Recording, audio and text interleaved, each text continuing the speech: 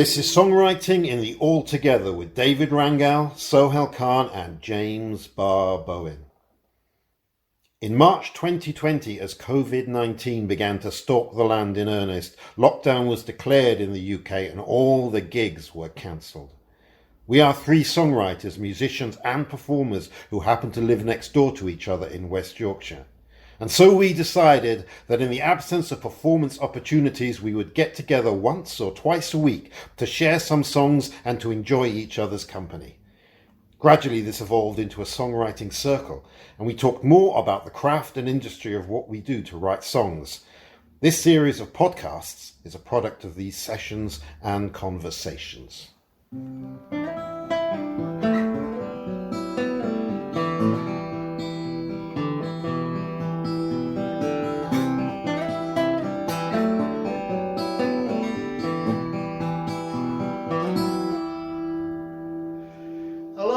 And welcome to SITA episode 7, Songwriting in the All Together. This week we're looking at imagination and personality.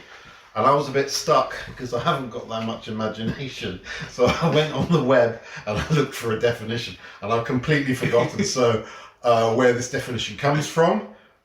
So if anybody thinks it's their definition, they will need to get in touch with us. And so we can credit you at the end. But do it soon, after we've done the podcast. That's how much imagination I've got. I can't even project my mind into the future. So the definition is, of imagination, which we're going to start with, is the ability to imagine things pervades our entire existence. It influences everything we do, think about and create. It leads to elaborate theories, dreams and inventions in any profession, from the realms of academia to engineering and the arts. Ultimately, imagination influences everything we do regardless of our profession. That's a good definition. And then I came up with imagination, and in this episode we're going deep into the realms of the imagination. And I would say personally that without our imagination, you cannot create things or describe the things that are important to you about your world. The imagination is the drive of creativity. How does your personality, the thing that we say about ourselves and the ideas that we have about ourselves as our beliefs, prejudices, needs, aspirations and wants, play a part in our imagination when we make songs? There we go. And first up is me. So we're going to play a song, and then I'm going to be questioned on my imagination and what that's all about. I'm not going to speak about what that song is about. I think we'll just have a listen to it, and then we'll be delving deep into my imagination vis-a-vis this song. And yeah, take it away, Dave. All right, here we go. The song's called Seek Bitterness.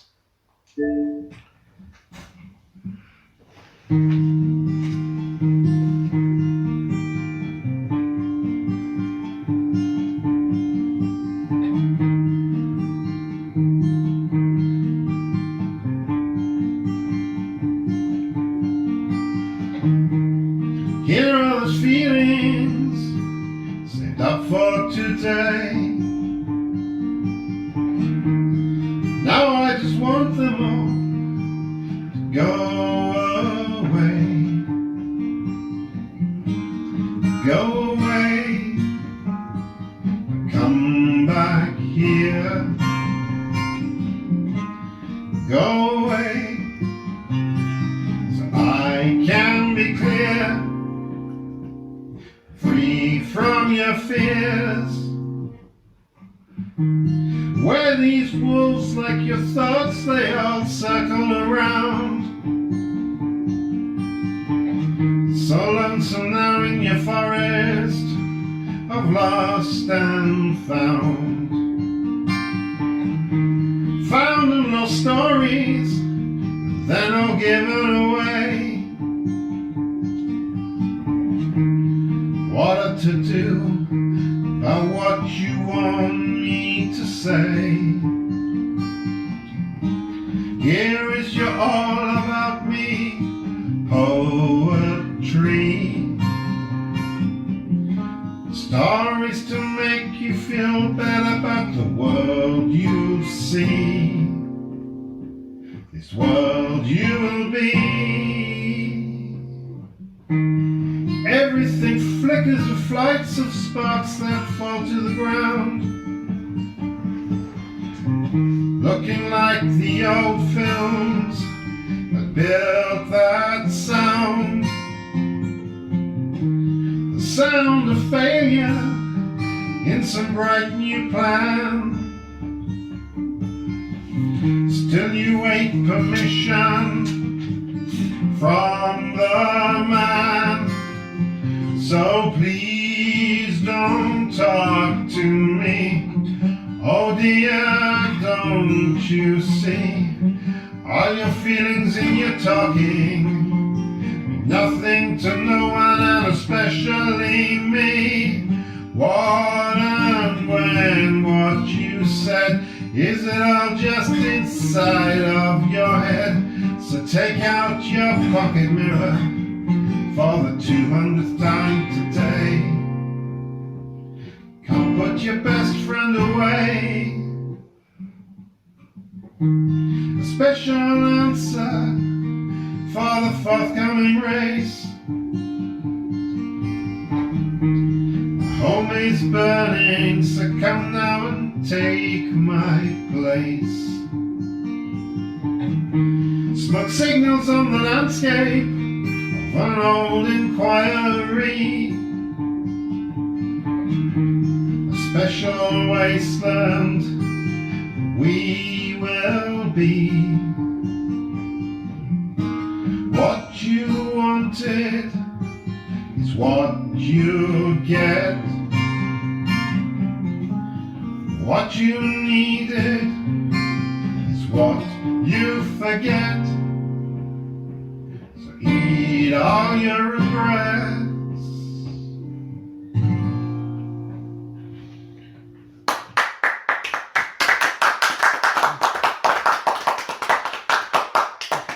Very nice. We've got oh, I don't know how much you want to talk about the depth of the subject I there. can talk about anything. We can bring. I can wander around the whole imaginal space of that song if you want. You know. I think it's got a very explicit meaning with what is said within the song. I mean, when did you write this? I wrote it about 3 years ago. 2 years. 3 years ago. And what I noticed about it is very much there's lots of you. But is that you having a conversation with yourself, or is there an imagined you? Is there something? I think there, it's me having a conversation with myself and having a conversation with other people in that song. Yeah. I mean, basically, it's kind of a song about my relationship with women. Basically. Oh, plural. It wasn't just one. No. It's a number. When you don't get to say and see what you want to say at the end of a breakup. I mean, it came up on the back of a breakup as well, but that was kind of quite a hard breakup. But it was kind of that also. Everything is linked into everything else, isn't it? So we're talking about imagination. All your relationships are based on your memory and your imagination about past relationships as you go through them. So this came as kind of like a product. It's a product of something which had happened. You started to see a pattern. Yeah. Rather than, because this is my first question. The interesting thing about it is that like you've come from a certain place and time to say these things. It's almost like you couldn't say these things before, or you hadn't figured them out. Yeah. And this was your time to sort of say like, okay, this is my summary of what's gone on so far. Yeah. Well, it's more of a map. I think there's lots of locations in that. There's home, there's the forest, there's wasteland, there's also, so it's kind of a map. And when I was putting the song together, because Andy, my musical partner, had some music and he said, "Do you want to write something?" And I thought, right, so what am I getting from the music? And I got this landscape of this forest and wolves circling around like accusations and mutual accusations, and so there's lots of metaphor in that, and that was a kind of a springboard. And since then I've also done a lot of mapping. So there's a lot of mapping that I do in terms of when I'm looking at the imaginal space for my own psychology, basically, where there's like the wasteland of dreams and the forest of release and the mountain of stories and the harbour of return. This is like a literal map. It's a map that I've written out. Can we actually? This sounds really interesting. Yeah. Can we dissect this, because I don't know if. I don't know if we quite grasp this. I mean, I don't think I do. I'm not sure if the listener will. So when you say mapping, what do you exactly mean? Like, well, you create a map, a landscape that you visualize, that I visualize. So that I'm going into the landscape. So for me, it's very pictorial, and it's like a map. And the map is also based in time as well, because certain things have happened during that time. But it's very much located to places on a map, like a forest or a wasteland. So if you've got this idea of a map in your mind, like I'm thinking, take the Lord of the Rings map, for example, and you've got that going on, and then you put your finger on it, and then you end up in said forest, and you've got the image of that forest going on, and that's the metaphor for other things that are going on as well in your life. So there's 3 layers to this. There's the literal, there's the map, and then what's within the map. Well, it's travelling through, isn't it? It's like that journey, and I think it's the journey that I'm going through in that song. It's very clearly a journey, basically, laid out. And it is you, because it's slightly accusatory. The song is quite accusatory. It is an offloading song. It is kind of using, it's coming through the personality of someone who's been through many relationships, and they always seem to end up in the same place sometimes, or have aspects of each other. So in terms of the writing then, did you write this all in one go, or is it pretty much, lots of pretty much it came out all in one go, because I had that map already in my brain. Right, so it's almost like walking through, it's almost like walking through a landscape. And so the Forest of the Wolves, the work make you feel better about the world you'll see is like a storytelling place. So they're all existing. They all exist. The forest is covered in snow. There's trees. There's a woman there, and the wolves are circling around basically. So that whole image came up. So do you feel that like something was triggered to bring those images up from your experience, or did this come from out of nowhere? How do you exactly get these images? Because it's not quite how I write. That's why I'm interested. I think that like I can create them. Well, actually, I don't know. I'll probably have to answer my bit later. But I'm wondering about if you've got this kind of going on. Like, have you always sort of had those sort of things? Do you use those regularly when you write, or was this a specific one? No, sometimes they work. I think sometimes I'd say sometimes when I'm working, it's like a graphic novel. It's like frame by frame is a phrase, and that links into another phrase, which is another image. It's the same way that I dream. When I dream, I have like lots of different locations, but they're all linked by thematically in a way. So I had a dream last night where I was in America, in the South, and there was like a patriarchal family that me and Graham Morrell, my mate Graham, we were trapped in this patriarchal family, and then suddenly it segued into an American high school classroom, but it still had the American theme going on, if that makes any sense. And then, so that's how it kind of works. It's almost, the way I could describe it to an audience member is like, sometimes it's like a comic book, and sometimes it's like, for this, is like the animations you sometimes get at the beginning of animation films, where there's literally a map and it's kind of unrolling, and all the little landscapes. It's like Game of Thrones, all the things are kind of coming out of that landscape. Basically. I know what you mean. That's what it is, and the incidents and the accidents and the particular locations and who said what to who and how is kind of, they're just all rooted within different places on that map. So once again, and I think we talked about this a few episodes ago. About that it's quite filmic, and in a sense, if you were to create a video to go with the song, then it would be an animation, or something. So it's I've lots of women shifting person, and one would run behind a tree and it would come out as another woman kind of thing. Kind of thing. And how do you communicate that to an audience? Do you perform this live, or do you communicate this to your audience? Well, the thing is, I think if a song stands, I mean, you want an audience's empathy. You want them to engage with their imagination. I think it does communicate because it's got place names in it. But to be honest, often I don't really care about an audience that much. I mean, when I perform, I care about performing towards an audience, all the stuff that we've talked about. But I actually don't care. I think if it's good enough to stand to the point where I can sing it, then it's good enough to exist as a song. I mean, maybe I need to throw that back to you and say, what do you get from that when you see it? Do you see it as a visual pictorial thing, or do you see it as what did you see when you listen, or feel, or get what did resonate or reflect in you when you were listening to it? because that's the thing, I was picking up more on the sort of the, like I said at the beginning, it was quite self-evident to me what the song was about, what it meant, the language that you use isn't too complex. Yeah. I was getting more of a straightforward narrative side of it. Right. Any kind of imagery or stuff is sort of a thing, but maybe I'd get second, Right, from the okay. second. That's actually the first time I've listened to that all the way Right, through. I've only heard okay. samples of it during the week.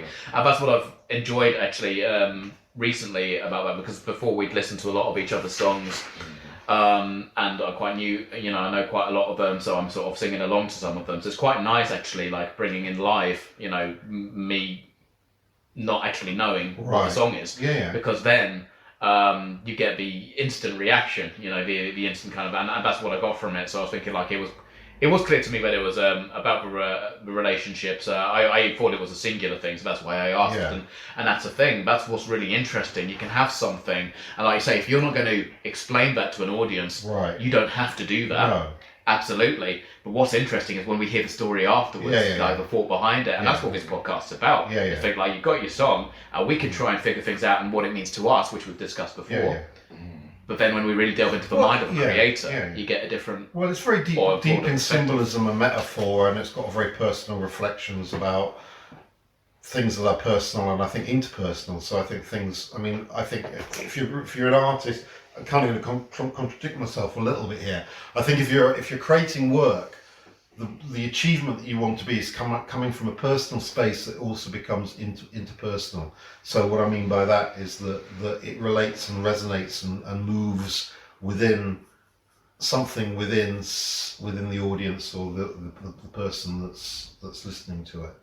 And what you're trying to do is trigger other things. So it's got quite hard words, and it's you. So it's actually it can be the you. Some people will take it like I'm talking to them, and everyone of a certain age has gone through some form of breakup or relationship problems, and there's probably things in there that do reverberate and do chime and do make people think a little bit about their past history and what they want to be in their aspirations. But then it pulls us back to what we've discussed before, that you can be a you for somebody else. Yeah. So they can be the I in this situation as well. Yeah. So. Yeah. I mean, because what I got from it was very much it was almost like you having an argument with yourself. Right. Okay. That's interesting. And it was very much the you is Yeah.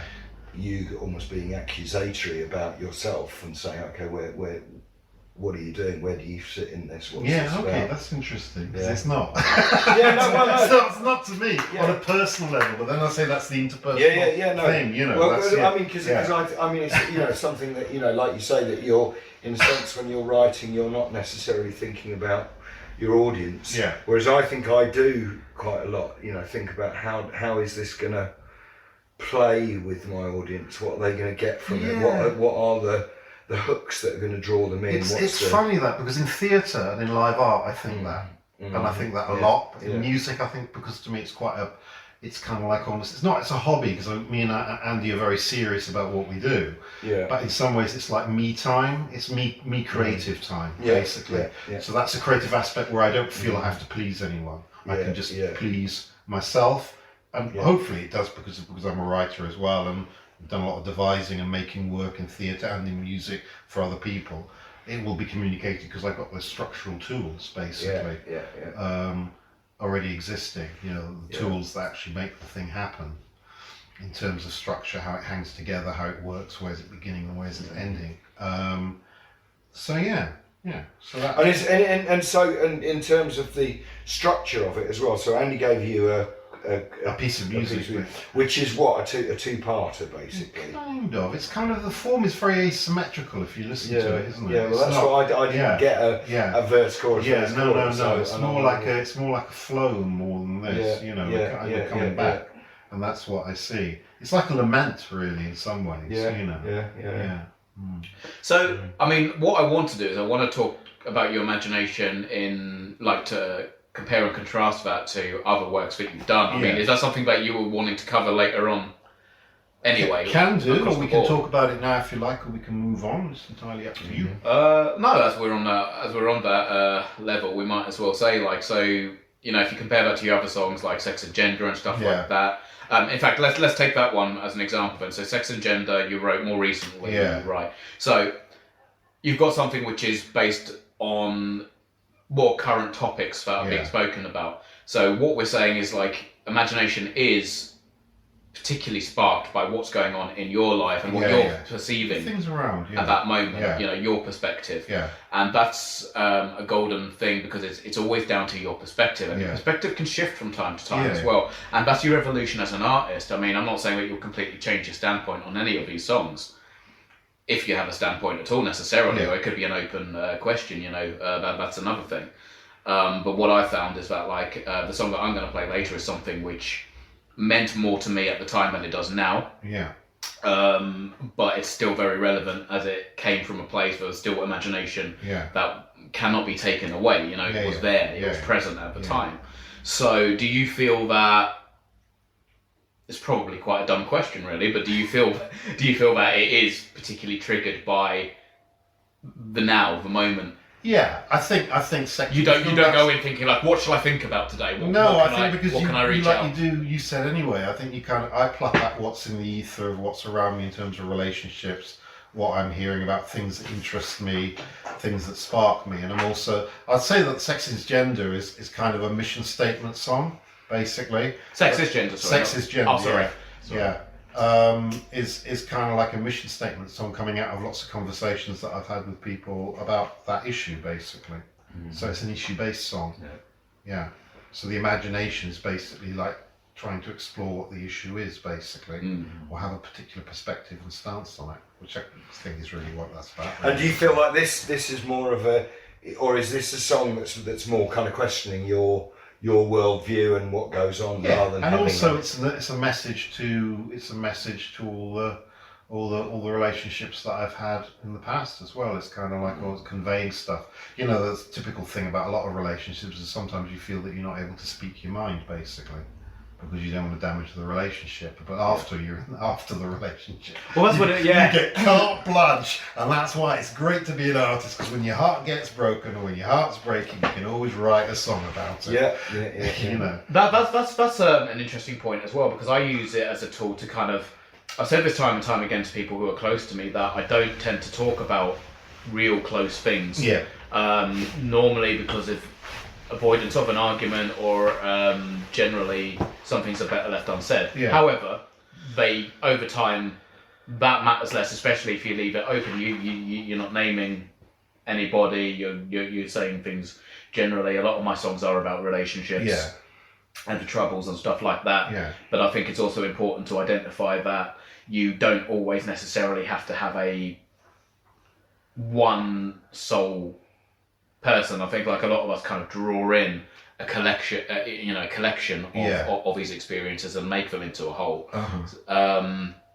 So I think that's an important thing to identify. The fact that we've got different things going on that we can actually rope in and create one whole. Rather than just saying like this is about this and it's obvious that it's just about this particular thing or this particular person. So. Which again is also, as we've talked about before, about songs that for you that song might be about something, but for me as the receiver, the hearer, I might get a completely different image. Of course, and one of the things that I would say that is important about as an artist as well, that one of the things about when you create some a text or a song or whatever, the idea of course is not to have it as that there is a definitive answer as to what this is about. You might have a reason why you wrote this and how you wrote this and where it came from, but any kind of work of art, I think, has to be worked beyond that. It's not just splurging onto the page. It has to be worked to have the openness and the tightness. So it's kind of a balance between the tightness and that also applies to the music that goes with it. So the music that I get from Andy for that song, Seek Business, is really quite key in some ways, because the music is obviously triggering something inside of me to write those words. Cool. Yeah. So shall we leave that one there? Let's do that for now. Yeah, I'm sure we'll come back. Okay. So Bar, you're next. Right. Well, I'm still wavering and havering. Okay. Because I originally was going to do one song, and then I thought, I'll do a different one, because the one song I said I was going to do in some ways, the finger pick is very similar to the one that we've just heard. So I think I'm going to stick with Catch-22, which is actually a song that I wrote this year. It's we'll talk about it in a bit, but I like the idea of Catch-22, like the damned if you do, damned if you don't idea that I think we all live with in most of our humble existences. Especially now, Bar. Very prescient. So this is called Catch-22, and I will play it, and it goes like this.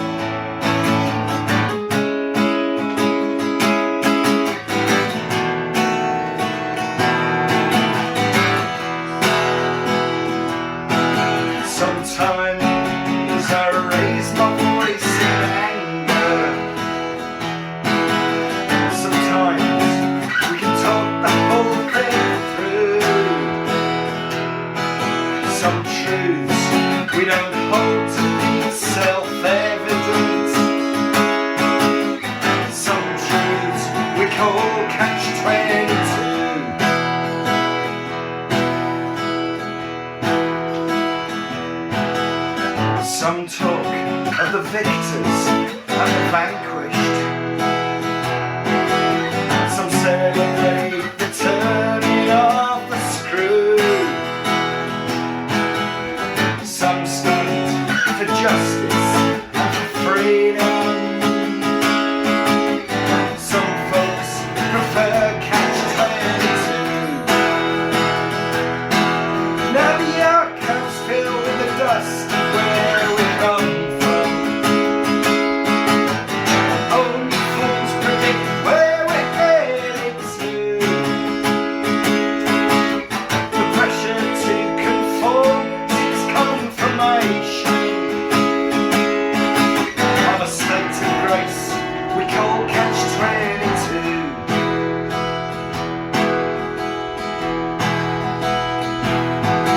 Now who describes the jagged arc of history? Who swears to gods in temples old and new? Who reserves the right to pass some damning judgment? Who rejects the law they call Catch-22?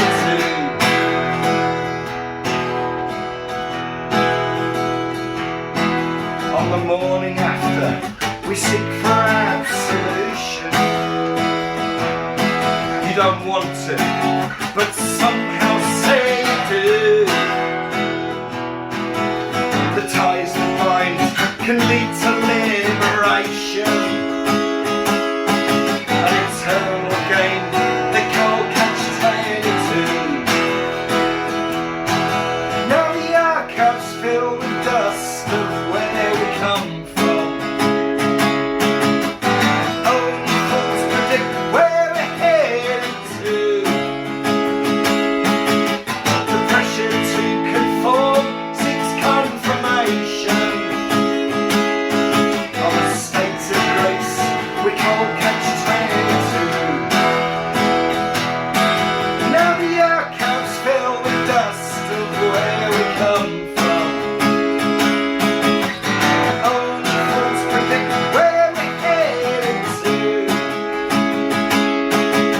The pressure to conform seeks confirmation. On a state of grace we call Catch-22. A state of grace we call Catch-22. Yes, state of grace we call Catch-22.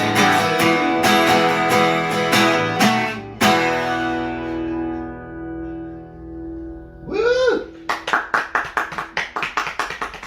Very nice, Bar. Very nice. Thank you. I mean, it's still a work in progress.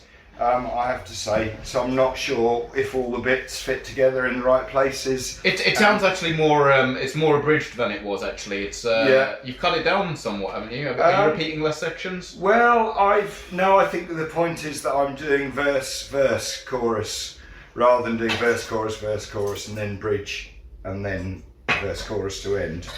But finishing with 2 choruses. I kind of think because, in a sense, those are my hooks are in the choruses. You know, the archives filled with dust of where we come from, and then the state of grace we call Catch-22.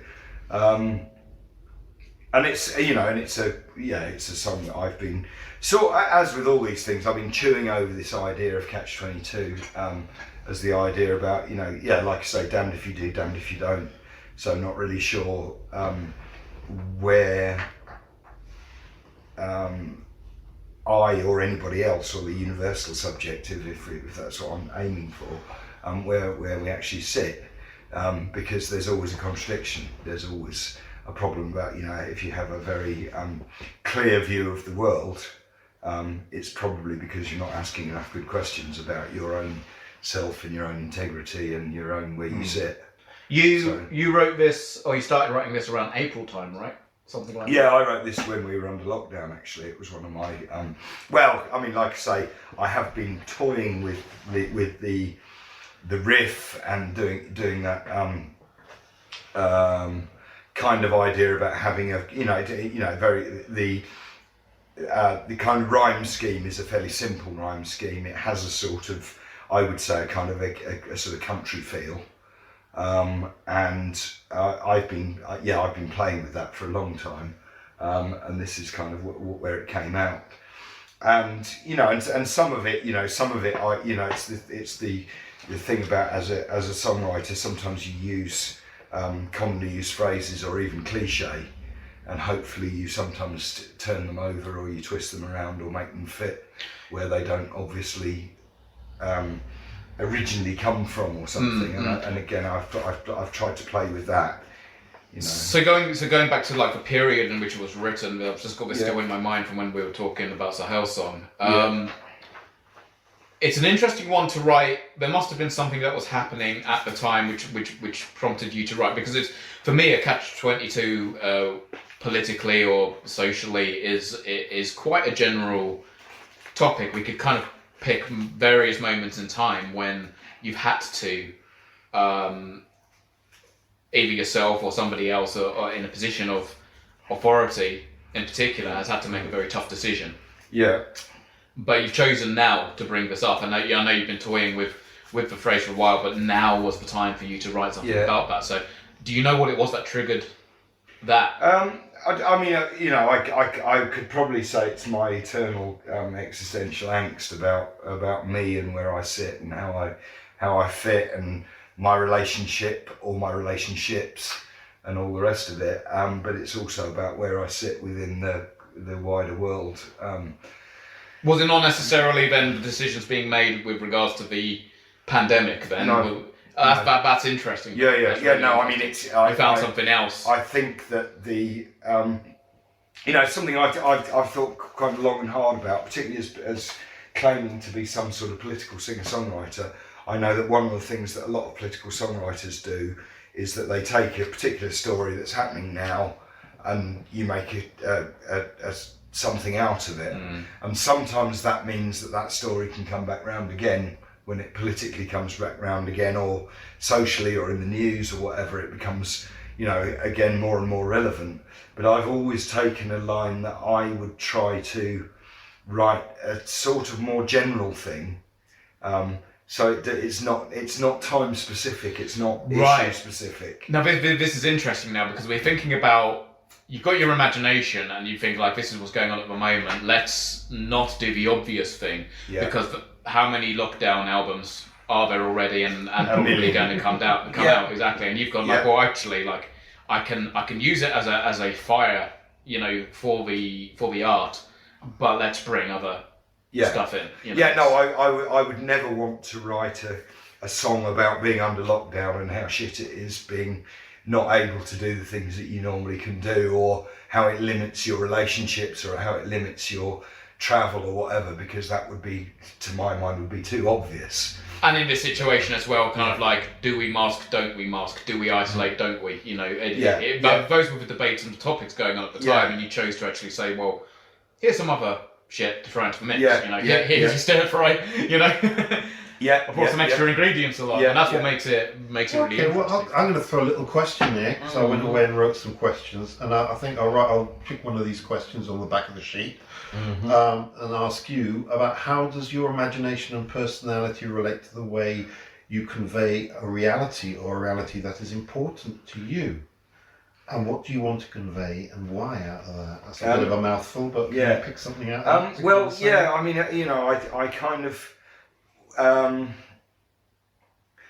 I think, you know, sort of a theme that I always have underlying a lot of my songs is an idea about, you know, about justice. Right. And I kind of, you know, actually name it in there.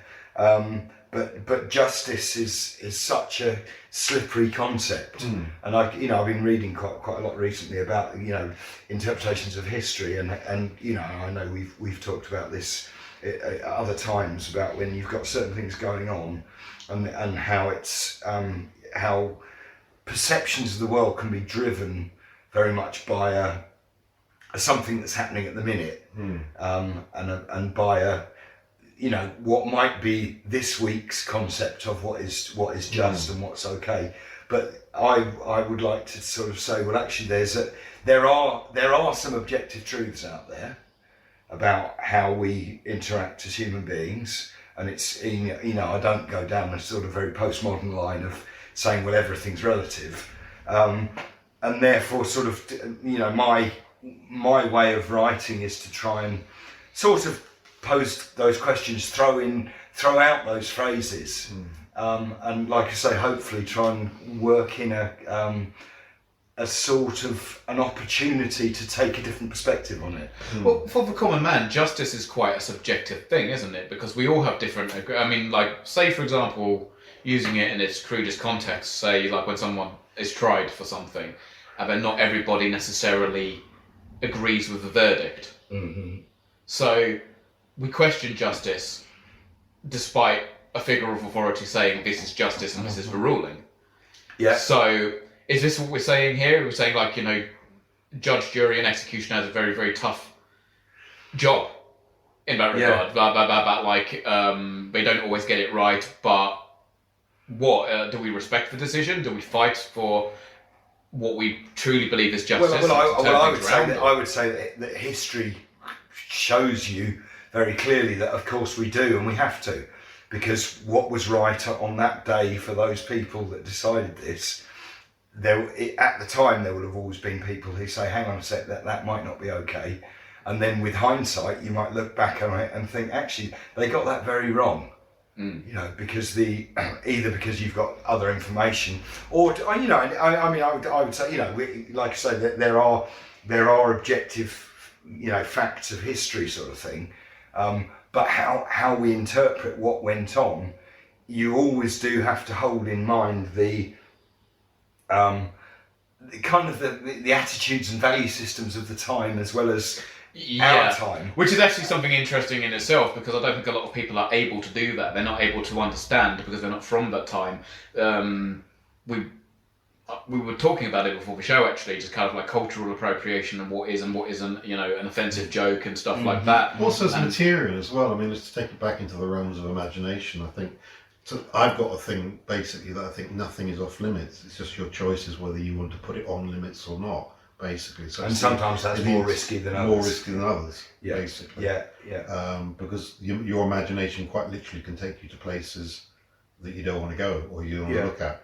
Yeah, absolutely. All the time. Yeah. And as songwriters, the idea, or as artists, one of the things is about externalizing, you know, putting out there a perception or an opinion or something, which may be a very minority opinion, or maybe a controversial opinion, or maybe a very challenging opinion. You know, sometimes, you know, and again, talking about, you know, comedy, as we were talking about the, you know, where it sits, you know, sometimes it looks pretty ugly or pretty controversial, but sometimes its role is also to say, have a think about this. Have a think about this from a different angle, even if you come out with the same conclusion that you originally did. So I feel that, that's one of the things that, without saying, that's... So rather than pushing the boundaries yourself with that particular line, you're actually saying, like, let's talk about pushing the boundaries. Let's not push the boundaries. Let's talk about how we push the boundaries with that sort of thing. When it comes to justice, what is, what isn't, let's talk about that, rather than saying this is justice. Which I think with a lot of political folk and punk songwriters say, like, it's like this, it's this way. Whereas you're always more of you've got open-ended questions within that. And about tying back into your idea of personality, like that's as you are. That's how I know you. As a person who's kind of like, you've got your standpoint, but debate comes first. You can learn something, the other person can learn something, and you take that more mature approach where it's not just like my way or the highway. So, that's your catch-22 then, isn't it? It's kind of like, I stand for something, but not everybody can think like me. I mean, like in there, I've got lines like, standing for justice and for freedom. I would suspect that everybody would say, well, so do I. I stand for justice and I stand for freedom. But actually, my question in the catch-22 is actually, what do you mean? Yeah, what is freedom? What are you talking about? I mean, and is your justice my justice? Is your freedom my freedom? And again, something I remember, somebody in the Netherlands, a Dutch speaker, asked me, you use in your songs the word liberty and the word justice, and to you as an English speaker, do they mean the same thing? And I think so. But I mean the same thing to anyone. I mean, it's again about that imaginary world that you have. That when for some people they think about justice and liberty, they think about Spitfires flying over the coast of Dover or whatever. It's a very heritage view of that, and that's that's them literally imagining or to be place in time in history. To be more controversial, I think would be to say, the whole Brexit debate. There was a lot of talk about justice and liberty, Independence Day, and all that. I know that we all have our views on how that sits. We'd be going off pissed if we started to talk about that. Let's not go too deep into it. But when we're talking about freedom and justice in that context, what the hell do you mean? What are you talking about? So that's my catch-22 is that and there's always that problem about also when freedom, if my freedom means your oppression, then that's not a freedom. And in my song The Irony Monger, it's that thing about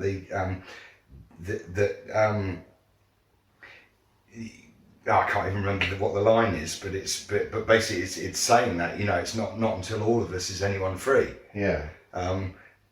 Which I feel very strongly is as a principle about sort of writing political song, but the idea of all of us being free is a long way off. All 7.5 billion of us, or whatever.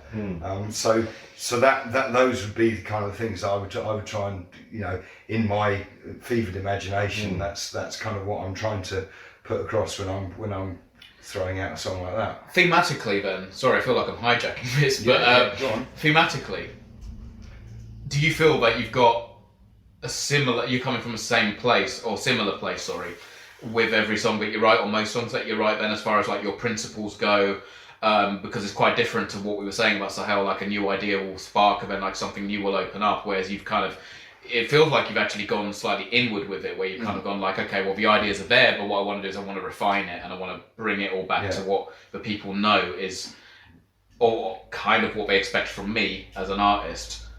Do you feel that you're writing, like here you've written a song which is about something a bit more general rather than like one topic, which I feel that you kind of do with quite a lot of your pieces. So do you feel that there's any kind of like difference there? Do you feel that like the imagination side of things doesn't quite go too far out, but what you do is you actually just experiment with different elements of one imaginative idea? Well, I think this is something as we talked about is when you use your imagination as a songwriter or as an artist, as a creator, the question that you put on the sheet of paper is about, is there a Sohail-ness? Or is there a Barness, or is there a Dave-ness? I think there most definitely and of course there is that, Yeah. my songs, even when I take somebody, a point of view, or put myself as a different person or a different interpretation of the world, it's and it's the joke I do use on stage is about, this is a song about this and this, and this is a song about this and this, and then of course, but it's all about me because it's my songs. Of course it's all about me. It's and I'm a singer-songwriter, so it's even more all about me, because I've to actually want to find it within yourself to create a work. There is a certain narcissism, or there is a certain I've got something to say and I've got something worthwhile saying. That must come from a kind of a putting out there of your own worldview. I mean, it's it goes back to also the other discussions that we've had, all about things like going against the grain, when you do possibly stand outside of your own perspective or worldview. And almost like it's like throwing the firework into the group around the fire, and to see what happens. Do you toss in something that might be incendiary, or might be explosive, or might be controversial, even though if you stand back and say, well, I don't really believe that. I see that as is partly the kind of the artist's job, and throughout history that's been a real sense of, and particularly 20th century or into the 21st century, you get when people are playing with form, or playing with structure, or playing with whatever, post-structuralism or whatever, about asking where does meaning even lie. But the idea of doing that is to provoke thought in, firstly in yourself, but also, as an artist, if you're going to put it out there for the general public, whether that's, 3 people in a pub, or, 1,000 people or whatever on from a stage, that's, you're kind of throwing it out there and saying, go on then, give it back to me. And to pick up on what you were saying about when you're writing, and you're not particularly thinking about what the audience is going to take from this. I think I do very much. I'm thinking about what is my audience going to take from this, and I feel very strongly that the creation of art or text or songs or whatever, this is the start of a conversation. And that's what our job is to get that conversation going, where we can disagree with each other, but we can also try and look at it from a different perspective, look at it from each other's perspective, or ask the difficult questions. I think difficulty is part of it, and I think that's where I would kind of be going out. To me, it's like when I talk about it being me time for music, in terms of just doing music, there is a thing that I want to kind of look into, that the difficult, darker and lighter sides, different aspects, and those are things I want to play with and explore. But then the audience is kind of secondary in that, because the onus on it is kind of different. It's more like my landscape is the imaginal landscape of songwriting, and it exists because it then feeds into the other stuff I do, because it's like people go away and write poetry and don't show it to anyone, but I do as well. We are moving into time, guys, so I think we need to move on. And I'm going to hand over to Dave, who's going to play us a song. And talk about his imagination and his personality. Okay, so Dave, what have you got for us? I've got a prayer for you. No, right, nice. Is that speaking as a dyed-in-the-wool atheist, or an agnostic, or are you just a straight Roman Catholic? Oh, you asked the tough questions first. Okay. God, I hate labels. I'm a spiritual individual. He says with his Ramones t-shirt. Well, that's the funny thing, actually. That's a belief. Let's talk before we sing, because this comes from a place of again, I was very young, and I was coming from influences growing up at the time. A lot of them were challenging the idea of religion, and I related to that because I was brought up in a Christian household, which were, you know, as I think we're probably aware that, you know, beliefs don't shift once you're locked into them. But I was growing up and I was thinking like, well, hang on. And like a lot of us do now, we question a lot of things. I think probably for a period of time I went down the atheist route, at least because I wanted to feel that disconnection and I wanted to explore logic as opposed to that side of things. But as things have come around, it's more of a... I now sing it from a place of questioning and also from a place of like how I felt at the time, rather than saying, you know, it's definitely this, you know, and that's pretty much what it is. Like at the time it was a sort of like, oh, come on, get off my back, you know, I want to do other things, I want to listen to this music and not be told, you know, it's going to send me to hell or all this kind of stuff. So that's pretty much where it was coming from. But at the moment it's more sort of like, okay, these artists that inspired me still have a big place in my heart. I don't reject them for the ideas that they put into me at the time. You mean the anti-religious people, the anti yeah, anti-spiritualists. correct, yeah, exactly. But you would bring a bit more spiritualism into your daily life, maybe as well. Yeah, exactly. It's kind of like, okay, well, let's see how we can kind of. I'm now more interested in how can we bring all these ideas together collectively, because I'm all about the collective. Would you say there's a unconscious, if you will. catch-22 going on there? Well, yeah, I think life is one big. I like to use the word paradox. Yeah. You know, that's the way I see it. It's kind of it was paradoxical, and for the time, it was kind of like, oh, I'm singing this, and I probably don't want my parents to hear this through the wall. I can't play it at a certain type of concert or something like that, because we were doing concerts in church halls as well from time to time. I kind of did this deliberately as well, because provocation. Is that a word? Or provoking the audience anyway. It was a good selling point, you know, the shock rock idea, and that was the background. You know, that was my first bit of that was my first exposure really to anything that motivated me to write music. So it's really about me just saying, okay, I want to try that too. You know, because I need to do this as well as like if I've got to sing hymns, if I've got to go to church one day or whatever, that's just what I've got to do. But having spoken with a lot of non-religious people saying like, oh, I'm a hypocrite if I sing along to this hymn because I don't believe it, and I think like, okay, I kind of see that. So, but not necessarily. I think there's a fine balance between kind of, you know, showing respect for one's culture, because that's what we do now. We respect other cultures and religions that are out here. So why would that be any different from the one that I was born into as well? So yeah, catch-22 paradox essentially. But yeah, I'll play it for you. And what's this one called? So it's called Prayer. Prayer. Okay. And it goes a little something like this.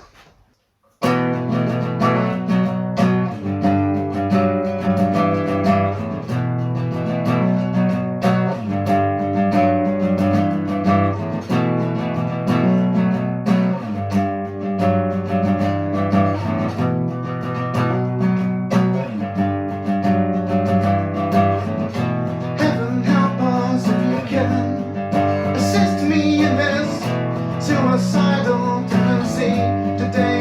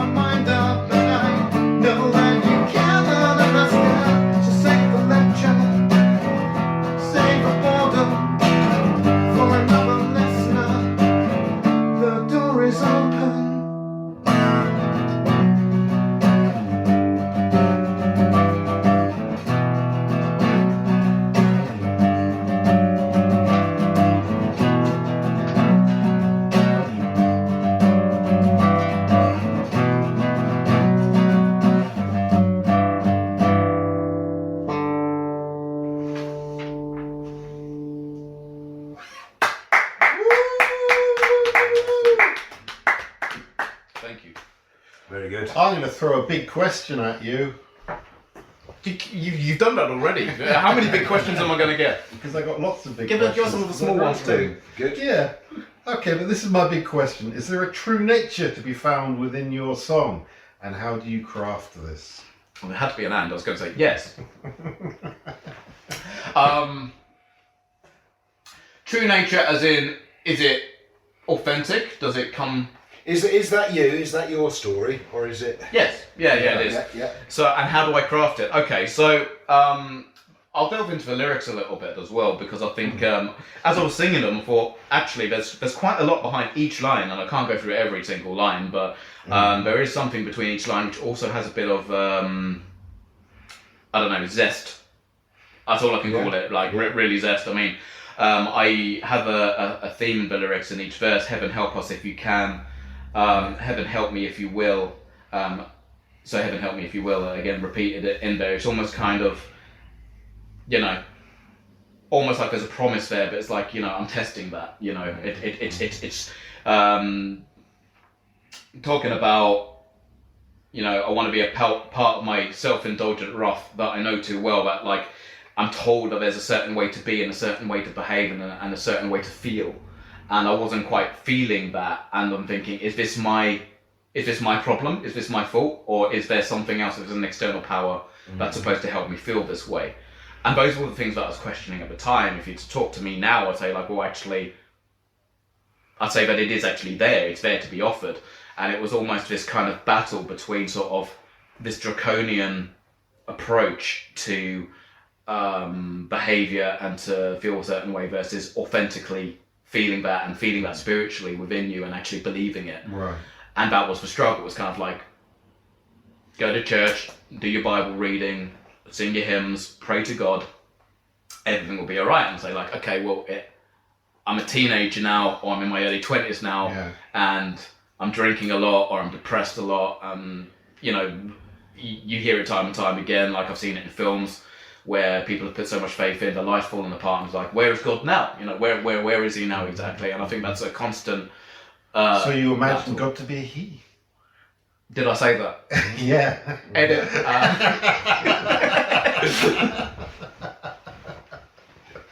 Well, this is a part of it as well, because God is known as a he. What is God? I mean, I was watching something on the telly the other day. It was Diego Maradona was being interviewed by Gary Lineker, and he's saying, him upstairs, I call him the beard. I mean, he said it in Spanish, but it was kind of like that was the translation. I thought, I mean, what is God? Right. So, does it matter? So we've been given this idea that, and this is an argument which I've always had with family, saying that, you know, you're personifying something which is just completely unrealistic to me. If I say he, it's because that's something which just from birth was drilled in. Like if you talk about common belief, if there is a God or if there's a bigger force, I think it would be bigger than gender. You know, I personally feel that it would be something which is a lot more. You know, I'm a great believer in the idea of yin and yang and the philosophy of like, you know, both effectively needing to be working in unison and in harmony with each other. So I don't have an answer for that particular one, but this is the point. You know, we've got these things that say like, because this is what it is written, then this is what we believe. And I say like, well, okay, it is written, or it was written a very, very long time ago with edits. Can we talk about this? No, that's not welcome. You're satanic if you talk about this. I'm thinking, well, you know, maybe we should, because with every other aspect of our life, we have to justify, we have to explain, and we have to be authentic in the decisions that we make. So how can I go forward and make a solid decision religiously if I'm not 100% behind it? You know, just like with anything else, whether it's a political movement, if you're voting on something or something else like that, you go with what you believe in and what you feel to be true. So the chorus repeats the idea of, if I could think of the right things, I would. You know, I would like to. It seems to me that my angels walked away. I feel this guilt that, you know, somebody would say like, maybe you've lost your way, maybe you've lost that connection or whatever. I'm thinking like, well, that wasn't my fault. Why are you putting that on me? But then on the flip side of things, now I look at it more, I think maybe that is on me. Maybe it is up to me to kind of find my path and not to go down what people would call the route of temptation and demons and all that kind of stuff. So it's always kind of figuring out amongst my own morals and me feeling that I'm still a good person. I often said like, what good God would send me to hell? Because what did I do? Just maybe for not having the faith, that you say Your I should imagination put you in a bad place. That's maybe that's the thing. So where your imagination might sometimes play tricks on you, your perception might be warped, and that's one thing I feel that like from time to time I've taken things a little too literally, and I have gone down a path where, that was a bit extreme, and I had to pull myself back from that and go, okay, let's be a bit more rational here. So it asked those questions, but it came from it was a maturing mind, But it's not a mature mind, it's a the point maturing. about imagination is, this idea that in your own, like I say, in your own fevered imagination, fantasy or whatever, and I'm sure everybody's done this, you imagine things which you're never going to do, or you've never thought of a reality. We've always thought about killing ourselves, killing other people, doing the most horrific things, but most of us never follow that through. But that's what imagination is about, is being unless you start to think that imagination is having an influence on the outside world. Because I've been in that space, suffering from banging about mental illness, where that was a big thing with the intrusive thoughts that I had, where I'm thinking that everything I thought had some concrete influence on the outside world. Which is not a nice place to be, because you have to then just patrol your thoughts in such a way that you end up breaking yourself. Well, yeah, I mean, like, I talk about a suicidal tendency, in literally the second line of a song, and it's like, it's not necessarily literal, I think at the age that I wrote this, I think there would have been a lot of concern if anybody thought it was literal as well. But it was, to talk about this metaphor, this kind of idea of just like, well, it's sin, but I'm thinking like, well, why is it sin if you're trying to literally escape something which you believe is like a personal hell at that time? You go through a lot when you're young, or also when you're old. You're always having to deal with emotions, and you've got to say like, okay, well, what happens when the skies aren't opening for me? What do I do? So it's like, sometimes I feel a certain kind of way. I might not literally go ahead and take action upon that thing, but I would certainly feel like, God, I feel dark right now. God, I feel I don't know where to turn. So those were the real thoughts behind it. It was kind of like, it is a literal prayer in the sense that kind of like, can somebody please listen to this and like listen to the shit. I'm not getting any answers from the sky right now. Can somebody who actually might be walking around with some kind of thing known as a soul come out and help us out a little bit, and that's why I felt it was very important to put into song, because as with a lot of my songs, it's a therapy. It's for me to say, all right, this is what's on my mind, so I can go outside and not have to say this to people face to face. It really helps me out in that sense. So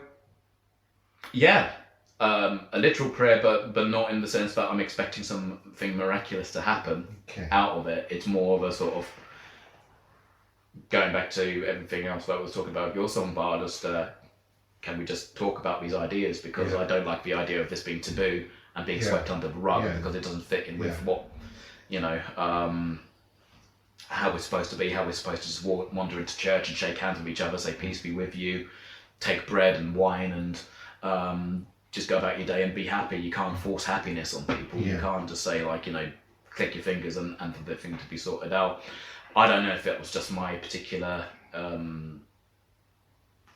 because I know that Catholicism's got the confessional boxes and there's always these kind of moral questions being raised. We did talk about them, we were all about the sort of, and if something did go down, say if it was an argument or there was, some words exchanged at home which shouldn't have been said, between whatever, whichever party, it would all be quickly sort of like, all right, let's sort this out and let's move on. And then sometimes that stuff wasn't addressed and you didn't feel comfortable readdressing it or resolving it properly, So I feel that there's another depth to spirituality, that there's this idea that communication is a good tool, and you should be able to say with the people you love and the people who you trust what's on your mind, and you should be able to talk it through and get over it and get through it. And if something isn't answerable, don't try to answer it. You know, don't try and say that there is this one size fits all solution. Yeah, and God is faith is an absolute. That there's an absolute right and wrong, whereas actually I think what you're saying is very much like what I was saying about in my song. That there's always a kind of conversation to be had, or almost like a conflict to resolve. Right and wrong's a funny thing. Let's get philosophical. So I think that this was a big problem of mine, saying something good, something bad, wave a finger because you know you did bad today, and I think okay. Not necessarily. I think we both. I think from a political standpoint, you can see that different nations and different rulers and regimes have very different ideas of what right and wrong is. Yeah. Different religions do, and that's why we argue over these things. That's why there's bloodshed over these sorts of things. I would like to see a world where we can kind of discard the hard and fast rules about those sorts of things, based on what is essentially tradition and idea and stuff that's passed down, and we can, and you know, stuff is happening along the way. You know, there are changes that have been happening. You know, within the church, for example, gay marriage. You know, was a big one, and that's highly controversial from a traditional Christian standpoint. Yeah. But now it's okay. Like even the Pope is moving the Catholic Church in a more liberal. But that then comes down to imagination. It's imagining a better world for everyone, and that's what I think anyone kind of wants to strive towards. And I think that's also the purpose of art. Is part of the purpose of art is to deal with stuff in order to imagine a better world. But like you say, you have to deal with what's underneath as well before you can actually get. Can we start quoting John Lennon now? It's we could. Highly appropriate. I just have to say we're running out of time. We are like Damn it. an hour and 10 minutes into our broadcast. Wow. We've kind of gone around the. John, you're going to have to wait. Maybe we have to talk. Sorry, bro. Maybe we have to talk about the dark side. Maybe we have to talk about transgression and enlightenment. Maybe that's our next podcast. Yeah. I don't know. We do have a potential guest artist who might be our next podcast, so we'll talk about that. It's all up in the air. It's up in the air. We'll see what happens. COVID times. So we'll see what happens. Dave, do you want to finish us off with a quote from John Lennon, Go on, to leave us something to think about? I like the one which is like, imagine there's no countries. You know, I like the idea of bringing down the borders and us living, you know, harmoniously, which ironically or annoyingly isn't really the case in Britain anymore. You know, we've decided to go against that one, and we go around in one big circle. Brilliant. I think we should all finish on a quote. I'm going to go with Leonard Cohen. You know, that's what the crack for. That's what the crack is for. It lets the light in. Yeah, I saw words to that effect. I can't remember. Yeah. That's why everything has a crack in it, because it lets the light in. There you go. Right, and do I have to finish with a quote? You have to finish with a quote, Bar. Well, I'll go with Beckett and say I can't think without my hat on. And his hat's That's off. not technically a musical quote, Bar. Yeah, I know, but I can't think of anything else to say. Okay. His hat is off, by the way. He has not been thinking all night. So thank you very much, people out in podcast land. We have been songwriting it all together. Episode 7, we shall be back at you at some point with other stuff. Until now, stay safe and stay in touch. I mean, if you get anything from this, or you want to talk to us or hang out with us or whatever, why not? Tell us what you want to hear about. Tell us who you want to interview. Even if it's just shut up. Yeah, you know, just if you just want us to kill it. No, but if you're a songwriter as well, get in touch. We'd love to have you on the show and to talk about your ideas. Yep. Right. See you next time. See you next time, guys. Bye bye, everyone.